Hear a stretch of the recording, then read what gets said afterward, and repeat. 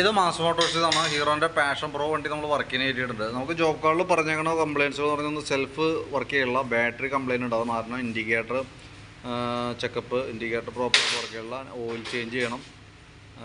അതേപോലെ തന്നെ headlight power checkup പറഞ്ഞിട്ടുണ്ട്.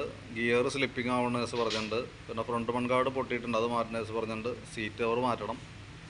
അതേപോലെ തന്നെ ജനറൽ സർവീസ് ഫുൾ ചെക്കപ്പാണ് പറഞ്ഞത്. Water service, speedometer not working, horn not working, ഹാൻഡിലിന് അളക്കാം, അതൊക്കെയാണ് പറഞ്ഞത്. അപ്പോൾ മെയിനായിട്ട് നമ്മുടെ ബാറ്ററി കംപ്ലയിൻ്റ് ആയത്. വണ്ടിമേ നിലവിൽ ബാറ്ററി ഇല്ല.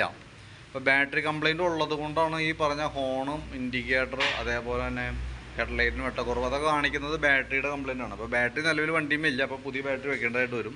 പിന്നെ ഫ്രണ്ട് മൺകാർഡ് പൊട്ടിക്കിടക്കുന്നുണ്ട്. അപ്പോൾ നമ്മൾ എസ്റ്റിമേറ്റ് ഉൾപ്പെടുത്തുന്നുണ്ട്.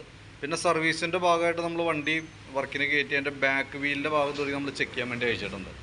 ബാക്ക് വീലിൻ്റെ ഭാഗം തുടങ്ങി എന്ന് പറയുമ്പോഴത്തേക്കും ബ്രേക്ക് ലൈനറൊക്കെ നമ്മൾ ചെക്ക് ചെയ്യണം. അതിന് വേണ്ടിയിട്ടൊക്കെ അയച്ചാണ്. അപ്പോൾ ബ്രേക്ക് ലൈനർ നമ്മൾ അഴിച്ച് ചെക്ക് ചെയ്യാനുണ്ട്. അത്യാവശ്യം ഉപയോഗിക്കാനുണ്ട്. അപ്പോൾ ബ്രേക്ക് നമുക്ക് ഒന്ന് അഴിച്ച് ഗ്രീസ് ചെയ്ത് നമുക്ക് റീസെറ്റ് ചെയ്യാം. അതേപോലെ തന്നെ ബ്രേക്കിൻ്റെ ഈ ഒരു സ്റ്റേയുടെ ബോൾട്ട്, ആ സ്റ്റേയുടെ ബോൾട്ട് സസ്പെൻഷൻ്റെ ഭാഗത്തു നിന്നുള്ളതിൻ്റെ ത്രെഡ് കംപ്ലയിൻ്റ് ഉണ്ട്. അപ്പോൾ അതൊന്ന് മാറ്റിയിട്ട് ഒരു കുറച്ചും കൂടി നല്ല ടോർക്കിൽ ടൈറ്റ് ചെയ്യാൻ പറ്റിയ ബോൾട്ട് നമ്മൾ സെറ്റ് ചെയ്യുന്നുണ്ട്. അതേപോലെ ബാക്ക് വീലിൻ്റെ ഡാംബർ റബ്ബർ സെറ്റാണ് മൊത്തം പൊട്ടിക്കിടക്കണം, അത് നമ്മൾ മാറ്റിയിടുന്നുണ്ട്. പിന്നെ അതേപോലെ ചെയിൻ ലൂസ് ഉണ്ട്. അപ്പോൾ ചെയിൻ ടൈറ്റ് ചെയ്യേണ്ടതായിട്ടുണ്ട്. അപ്പോൾ ചെയിൻ നമ്മളതിനകത്ത് ഉൾപ്പെടുത്തിയിട്ടുണ്ട്.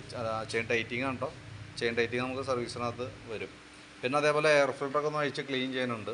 പിന്നെ എൻജിൻ ഓയിൽ ചെക്കപ്പാണ് പറഞ്ഞിരുന്നത്. അപ്പോൾ നമ്മൾ നിലവിൽ അതിൻ്റെ ഓയിൽ ലെവൽ നോക്കുന്ന സമയത്ത് ഓയിൽ ലെവൽ വളരെ കുറവായിട്ടാണ് കണ്ടേട്ടോ. ശരിക്കും ലെവൽ കുറവുണ്ട്. അത്യാവശ്യം ഈ ഒരു അവസ്ഥയിലേക്ക് ആയിട്ടുണ്ട്. അപ്പോൾ നമുക്കതൊന്ന് ഓയിൽ അഴിച്ചിട്ടുണ്ട്. അപ്പോൾ ഓയിൽ മാറ്റണമായിരിക്കും നല്ലത്. പിന്നെ അതേപോലെ തന്നെ കിക്കറിൻ്റെ ഈ സൈഡിൽ ഓയിൽ സീൽ ലീക്കായിട്ട് ഇവിടെ ഓയിൽ ലീക്കേജ് കാണിക്കുന്നുണ്ട് കേട്ടോ. ബാക്ക് ബ്രേക്ക് പിടിക്കുമ്പോൾ സ്പീഡോമീറ്റർ ബാക്കിലത്തെ ബ്രേക്ക് ലൈറ്റ് തെളിയുന്നില്ല. ഈ സ്വിച്ച് കംപ്ലയിൻ്റ് ആയതുകൊണ്ടാണ്. തന്നെയല്ല നമുക്ക് അതിൻ്റെ ഈ ഭാഗത്ത് തുരുമ്പിട്ടിട്ട് പൊട്ടി പോയിട്ടുണ്ട്. അപ്പോൾ തൽക്കാലം സ്വിച്ച് മാറ്റിയിട്ട് നമുക്ക് ഇവിടെ ഒന്ന് ബലപ്പെടുത്തി നിർത്താം.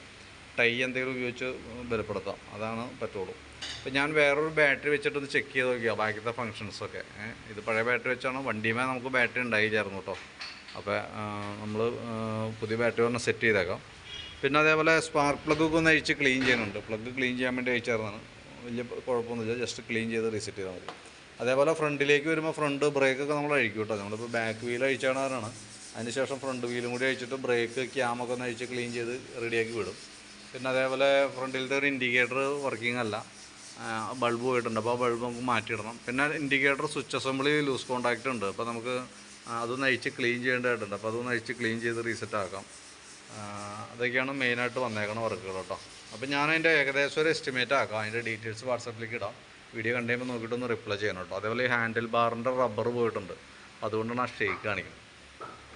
അപ്പോൾ ഞാൻ ആ ഡീറ്റെയിൽ എസ്റ്റിമേറ്റ് വാട്സാപ്പിനകത്ത് ഇട്ടേക്കാം. ആ വീഡിയോ കണ്ടുകഴിയുമ്പോൾ നോക്കിയിട്ടൊന്ന് റിപ്ലൈ ഇട്ടേക്കാം. ഏകദേശം നമുക്കൊരു 7 മണിയൊക്കെ ആവും വർക്ക് കംപ്ലീറ്റ് ആകുമ്പോഴത്തേക്ക് കേട്ടോ. അപ്പോൾ നോക്കിയിട്ട് ഞാൻ കംപ്ലീറ്റ് ആയി കഴിയുമ്പോൾ കോൺടാക്ട് ചെയ്തോളാം. അപ്പോൾ എസ്റ്റിമേറ്റും വീഡിയോ കണ്ടുകഴിയുമ്പോൾ നോക്കിയിട്ടൊന്ന് റിപ്ലൈ ചെയ്തേക്കണം കേട്ടോ.